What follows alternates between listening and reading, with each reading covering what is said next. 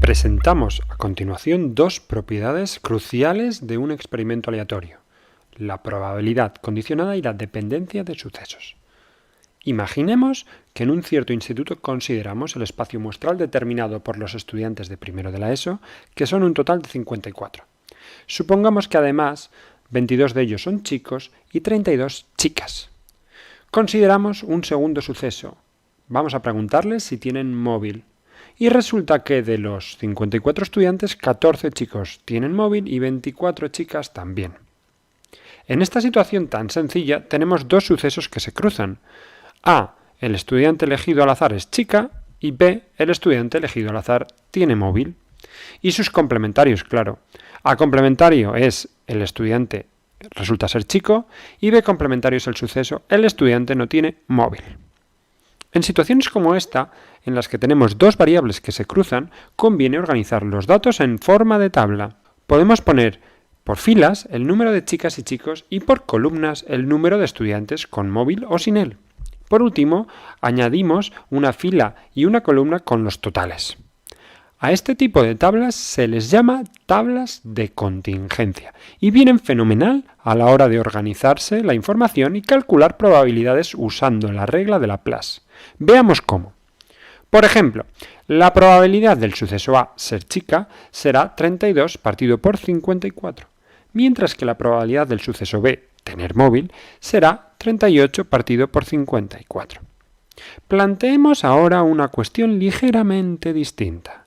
¿Qué probabilidad hay de que una chica tenga móvil? Esto es, elegimos a un estudiante al azar que sabemos que es chica y nos preguntamos por la probabilidad de que tenga móvil. Fácil. Como 24 de las 32 chicas tienen móvil, esta probabilidad será 24 partido por 32. Dividiendo numerador y denominador de esta fracción por el número total de estudiantes, 54, vemos como esta probabilidad la podemos calcular como cociente de dos probabilidades, la probabilidad de ser chica y tener móvil, dividido entre la probabilidad de ser chica. De esta forma se puede determinar la probabilidad de un suceso B condicionado al suceso A como la probabilidad de A intersección B dividido entre la probabilidad de A.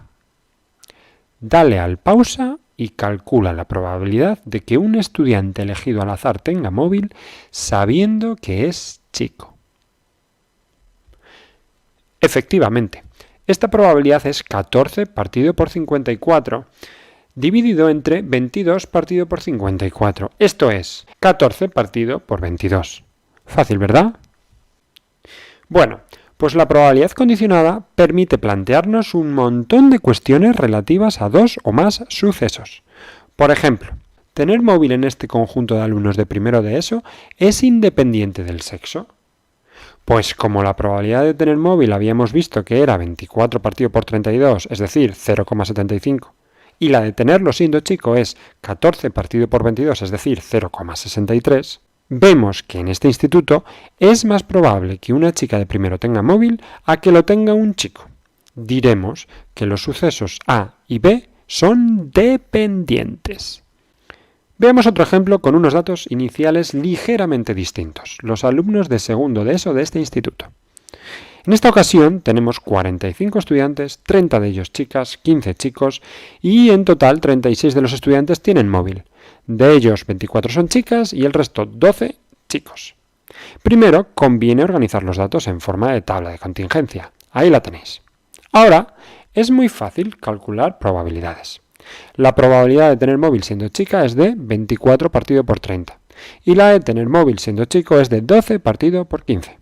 Estas probabilidades coinciden con la de tener móvil independientemente del sexo. Hay 36 estudiantes con móvil de un total de 45, es decir, 0,8. Fíjate además en las filas de la tabla de contingencia. ¿Aprecias algún tipo de regularidad en ella? En este segundo ejemplo, los sucesos tener móvil y ser chica son completamente independientes. Resumiendo, dos sucesos A y B son independientes si se verifica que la probabilidad de B condicionado a A es igual a la probabilidad de B. Esto es, conocer que haya ocurrido A no implica nada respecto de la probabilidad de B.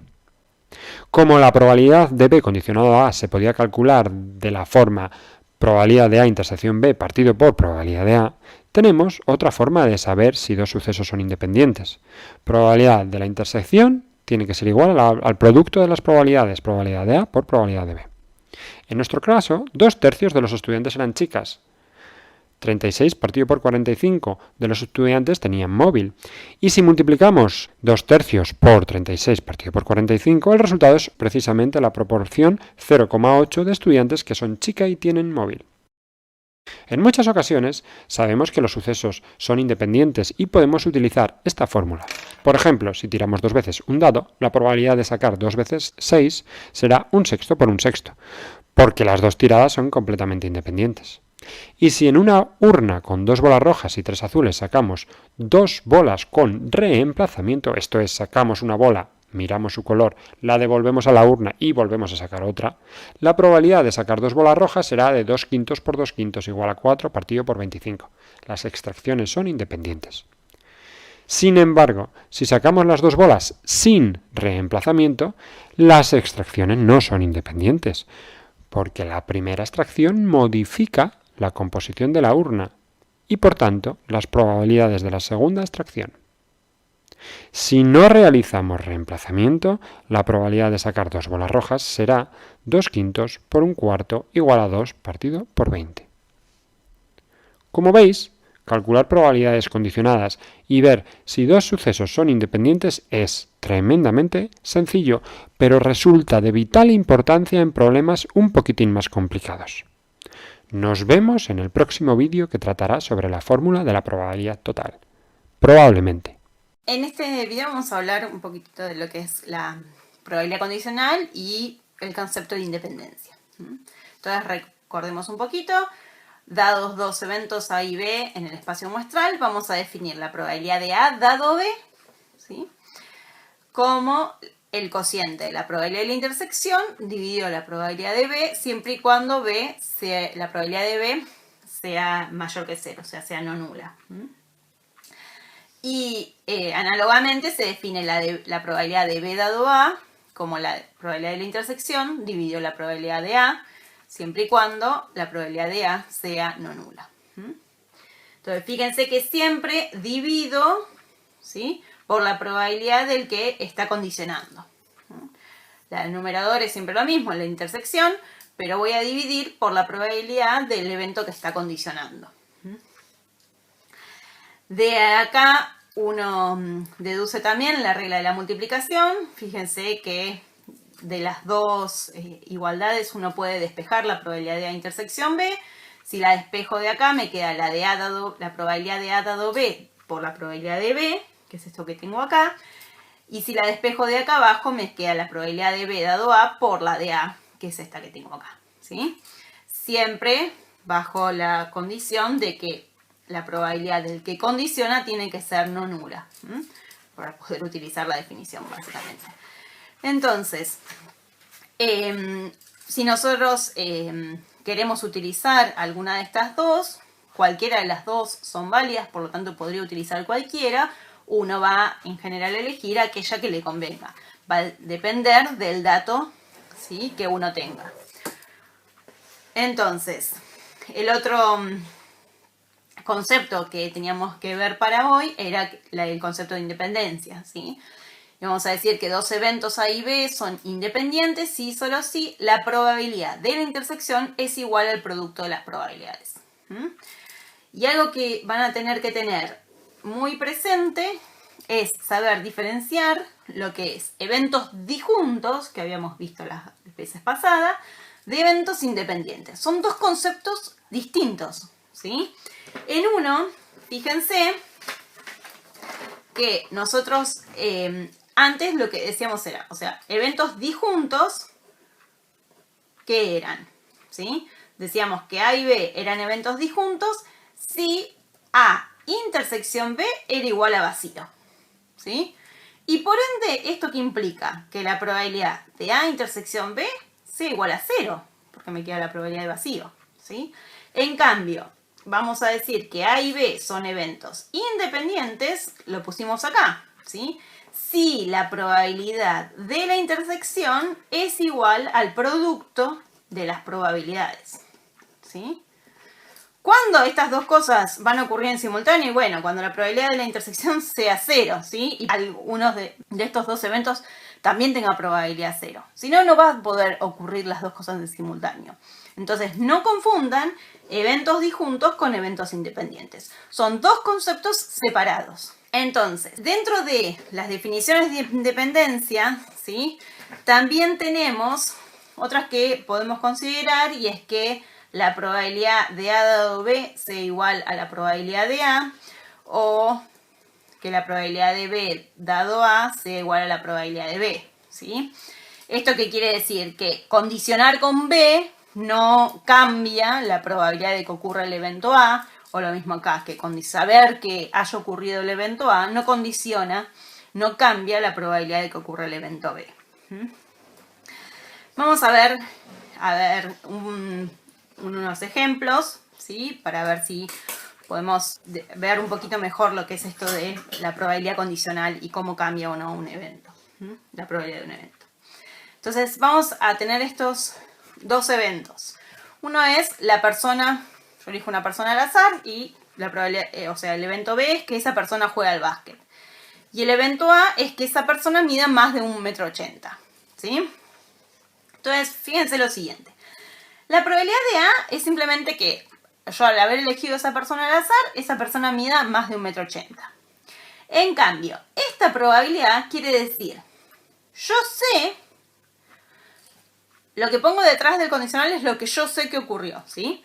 O sea, yo elegí una persona y les doy a ustedes el dato adicional de que yo sé que juega al básquet, ¿sí?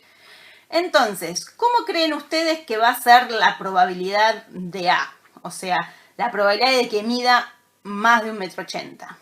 Probablemente, ¿sí? Uno va a considerar que esa probabilidad, si yo sé que esa persona juega al básquet, y bueno, me parece que voy a tener más chances de que esa persona sea alta, ¿sí? Porque dentro de los jugadores de básquet, la mayoría son altos. Habrá algunos que son un poco más pequeños, pero en general son bastante altos. Entonces, el hecho de que juegue al básquet a mí me va a aportar un dato extra, ¿sí? Sobre su altura. Entonces yo voy a esperar que en realidad esta probabilidad, ¿sí?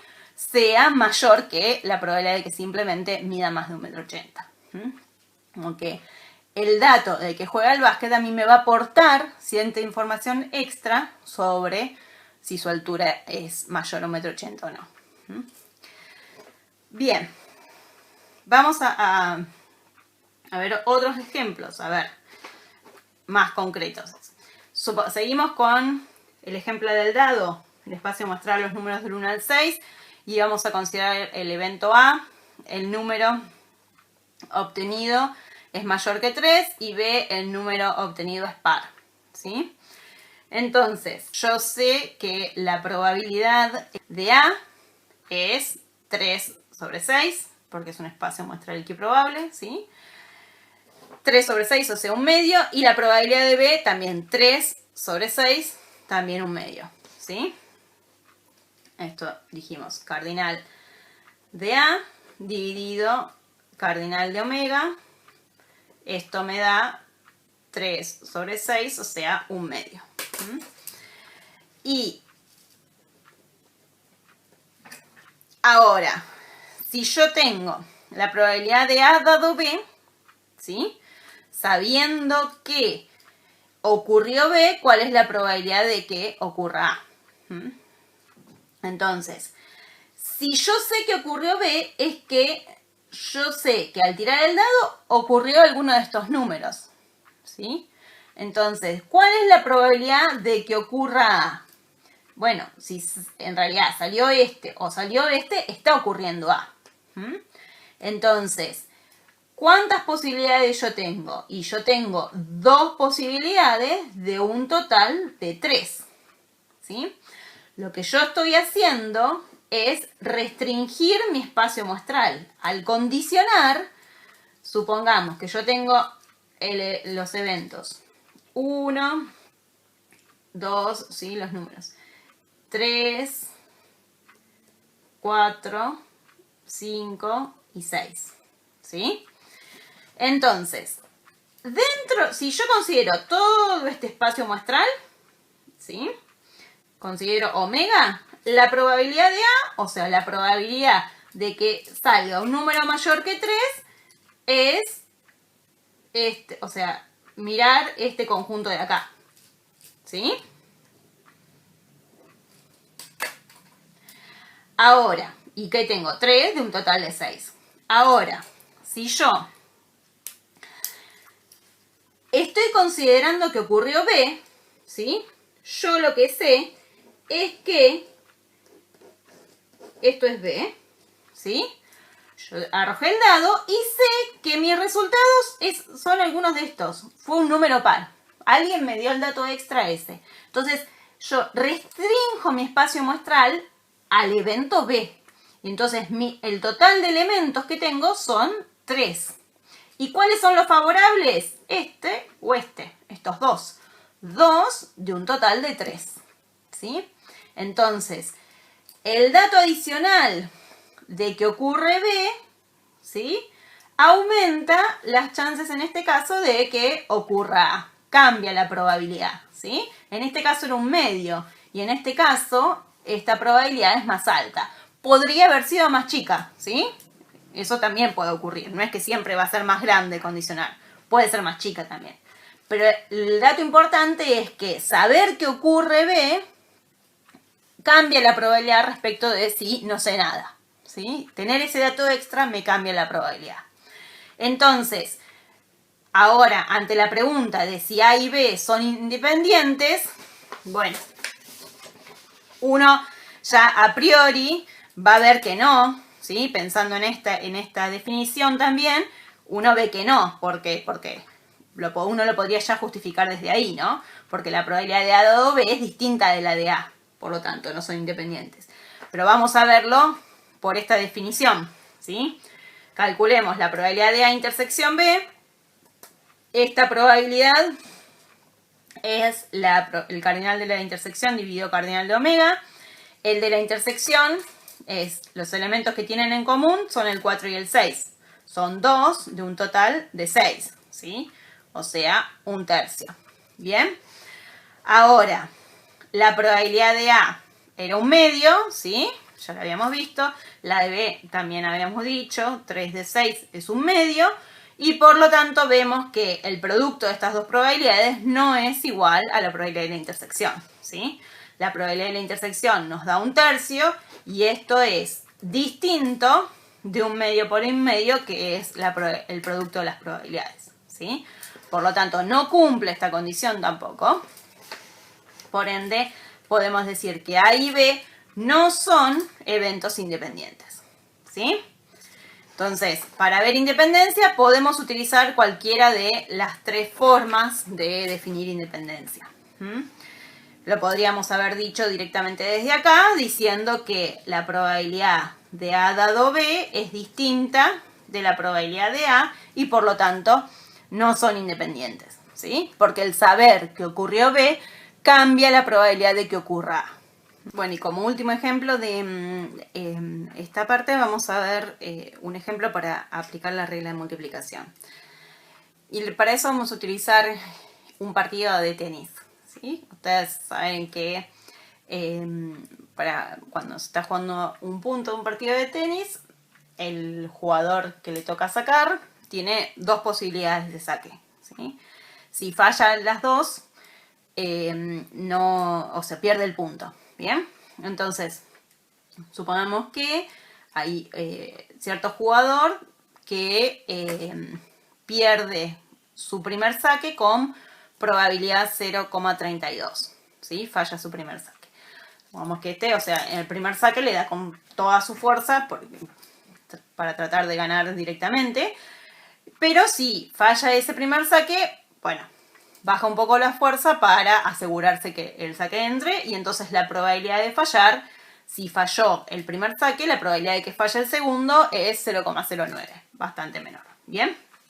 Entonces, lo que nosotros queremos saber es cuál es la probabilidad de que pierda el punto. Es decir, cómo pierde el punto si falla los dos saques. ¿Sí? Entonces vamos a definir los eventos que tendremos involucrados, que sería FI, pongámosle, el jugador falla el saque I, con I 1 o 2. ¿Sí? F1, F1 sería que el jugador falla el primer saque, y F2 que falla el segundo saque. Entonces, ¿cómo escribimos la probabilidad que nosotros queremos calcular en este caso? Que es que pierda el punto. ¿Cuándo va a perder el punto? Bueno, cuando falle el primero y el segundo saque, ¿sí? O sea, con una intersección. En términos de probabilidades, las que nos dan en el ejercicio serían estas de acá, ¿sí? La probabilidad de que falle el primer saque es 0,32 y la probabilidad de que falle el segundo saque, siendo que falló el primero, 0,09. Entonces, para calcular esta probabilidad de la intersección, fíjense que los datos que nosotros tenemos son estos, ¿sí? Solamente esos. Entonces, voy a tener que usar la regla de multiplicación. El tema es, bueno, ¿cuál de las dos utilizo? Nosotros vimos que podíamos expresarla de dos maneras esta, ¿no? Nosotros podríamos calcular esta probabilidad como la probabilidad de F1 dado F2 por la probabilidad de F2, ¿sí? Recuerden, siempre multiplicamos por la probabilidad de que condiciona. O la otra manera era la de F2 dado F1 por la probabilidad de F1, ¿sí? Cualquiera de las dos son válidas. El tema es que nosotros necesitamos utilizar aquella que nos sirva en este caso. Fíjense que si yo la escribo de esta primera forma, yo no tengo ni este dato ni este dato, ¿sí? Ninguno de los dos. Por lo tanto, no me va a servir. Entonces, no me queda otra que utilizar esta. Yo tengo el dato de cuál es la probabilidad de que falle el primer saque y tengo el dato de, sabiendo que falló el primer saque, cuál es la probabilidad de que también falle el segundo. Entonces, esta es la forma que vamos a utilizar, ¿sí? Entonces, justifico acá, que es por la regla de multiplicación, ¿sí? Y además que la probabilidad de F1 es distinta de 0. Entonces, nosotros podemos utilizar que esto es la probabilidad de F2 dado F1 por la probabilidad de que falla en el primero. Entonces, esto nos queda 0,09 por 0,32, ¿sí? Y hacemos el cálculo y nos da como resultado 0,0288, ¿sí? Entonces, la probabilidad de que pierda el punto es 0,0288, ¿sí? Bastante baja. Bien, entonces esto es una forma de aplicar la regla de multiplicación en este caso. Cuando nosotros tenemos como dato la probabilidad condicional y a nosotros nos interesa calcular la probabilidad de la intersección. En el próximo video vamos ya a trabajar con el teorema de probabilidad total y de Bayes y ver cómo los podemos utilizar para calcular algunas probabilidades.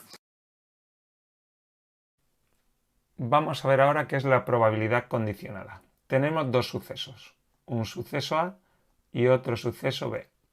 Y voy a escribir lo siguiente, probabilidad de, y pongo esto. Esto no se lee A partido B, esto se lee probabilidad de A si B. ¿Y qué quiere decir si B? Pues probabilidad de que pase A, pero teniendo un dato extra, sabiendo que ha pasado B. ¿Esto a qué va a ser igual? Hay una fórmula que me dice que esto va a ser igual a la probabilidad de, si aquí pone A y aquí B, A intersección B, partido que hay debajo una B, probabilidad de B. Esta fórmula hay que aprenderla. Aquí he preparado un dibujo para que veáis más claro de lo que estamos hablando.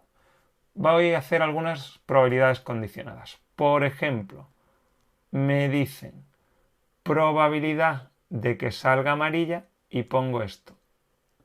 ¿Esto qué quiere decir? Probabilidad de que salga amarilla sabiendo que hemos elegido la urna 2. Pues entonces la probabilidad de que salga amarilla, pero sabiendo que hemos elegido la urna 2, ¿cuál es? En la urna 2, ¿cuántas bolas hay? 6. 6 casos posibles. Y de esos 6 casos, ¿cuántas son amarillas? 3. Pues sabiendo que estoy en la urna 2, ¿cuál es la probabilidad de amarilla? 3/6, que simplificado es 1/2. Y si pregunto lo siguiente, probabilidad de...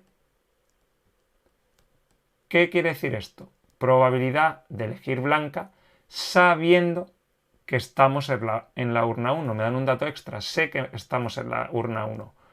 Si estoy en la 1, ¿cuántas bolas hay en total? 6. 6 casos posibles. Pero blancas, ¿cuántas? 2. Pues la probabilidad de sacar blancas sabiendo que estoy en la urna 1 es de 2/6. Simplifico y ¿qué me queda aquí? 1/3. Pues esto es una probabilidad condicionada. Relacionado con la probabilidad condicionada, vamos a ver algo muy importante. Ya hablamos antes de sucesos independientes. Dijimos que dos sucesos eran independientes cuando uno no influía en el otro. O sea, la probabilidad de uno no dependía de los resultados del otro suceso. ¿Qué pasará entonces? Que yo pongo lo siguiente: probabilidad de A si B. Pero ¿qué pasa? Que si A y B son independientes, el hecho de que pase B o no pase B no va a afectar para nada a la probabilidad de A. Entonces, si son independientes, la probabilidad de A si B es lo mismo que la probabilidad de A. Un ejemplo de los que pongo siempre. Os pregunto lo que puse al principio para seguir en la misma línea en el primer vídeo. Probabilidad de que me toque la lotería sabiendo que hoy está nublado. Bueno, estos sucesos son independientes. ¿Por qué? Porque el hecho de que esté nublado o no no va a afectar ¿a qué? Al hecho de que me toque la lotería o no me toque. Por lo tanto, probabilidad de que me toque la lotería sabiendo que está nublado va a ser la misma que probabilidad de que me toque la lotería a secas. O, por ejemplo, voy a tiro un dado y una moneda por separado. ¿Qué pasa? Cada tirada es independiente. Que la moneda salga cara o cruz no va a afectar en el resultado del lanzamiento del dado. Entonces, si yo os pregunto probabilidad de que saque un 3 al tirar el dado, sabiendo que al tirar la moneda ha salido cara. Salga cara o salga cruz, la probabilidad de que salga 3 es la misma. O sea que, como son independientes, el sabiendo que ha salido cara, no afecta para nada. Pues de esto voy a sacar una conclusión muy importante. Hemos dicho que si son independientes, la probabilidad de A si B es igual que la probabilidad de A. Ahora voy a hacer lo siguiente. Probabilidad de A si B, tengo la fórmula aquí arriba. Tendré probabilidad de A intersección B partido probabilidad de B. Si son independientes, esto de aquí, que es lo mismo que esto de aquí, será igual a ¿quién? A la probabilidad de A. Y hago una cosa, esta probabilidad de B que está dividiendo pasa al otro lado multiplicando. Y me queda que cuando son independientes, la probabilidad de A intersección B es igual a ¿quién? A la probabilidad de A por la probabilidad de B. Esto muy muy importante porque me va a servir para comprobar si dos sucesos son o no independientes. Si esto se cumple, ¿qué quiere decir? Que A y B son independientes. Pero en cambio, si hallo la probabilidad de la intersección y resulta que es distinta de probabilidad de A por probabilidad de B, ¿qué quiere decir eso? Que A y B son dependientes. Uno influye en el otro. Pues esta fórmula me va a permitir saber, repito, si dos sucesos son o no independientes. Vamos a ver unos ejemplos.